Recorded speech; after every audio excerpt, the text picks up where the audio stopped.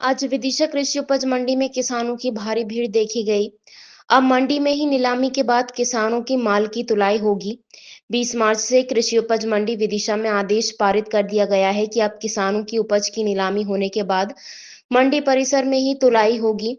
पहले व्यापारी किसान को दाल मिलों पर भटकाते थे, फिर पेमेंट लेने तीसरी जगह जाना पड़ता था।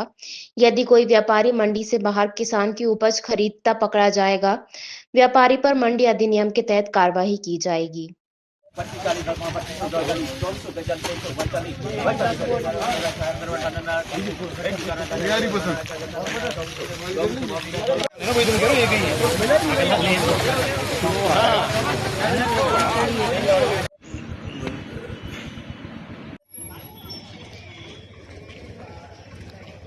मंडी में की है, क्या व्यवस्था बनाई है आपने?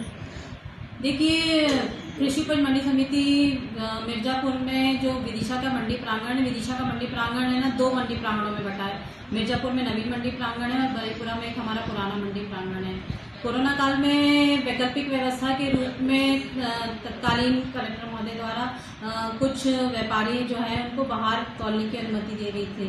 अब ये चलते चलते व्यापारियों ने क्या बाहर ही तौलना शुरू कर दिया था, पर अब कलेक्टर साहब के निर्देश के अनुसार, वरिष्ठालय के निर्देश के अनुसार और हमारे मंडी अधिनियम की धाराओं के अंतर्गत हमारे मंडी प्रांगण में ही तुलाई किया जाना अनिवार्य है, जिसको लागू करते हुए हमने पिछले विगत 20 दिन पहले ये व्यवस्था लागू करी थी। पर व्यापारियों की कुछ मांग के चलते वैकल्पिक कुछ व्यवस्थाएं की जानी थी, उनके द्वारा आवश्यक जो पूर्ति की जानी थी, उन्होंने हमसे 10 से 15 दिन का टाइम मांगा था, जिसके तहत हमने उन्हें पुनः 20 तारीख तक का टाइम दिया जाकर बाहर से तौल बंद करके मंडी प्रांगण में ही तौल करने की अनुमति दी गई थी।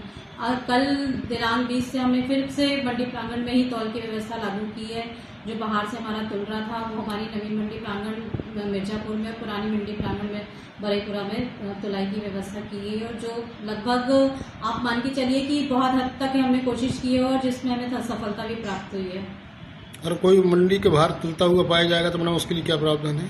अगर मंडी के बाहर तुलता हुआ पाया जाएगा तो हमारी मंडी अधिनियम की धाराओं के तहत उस पर कार्रवाई की जाएगी।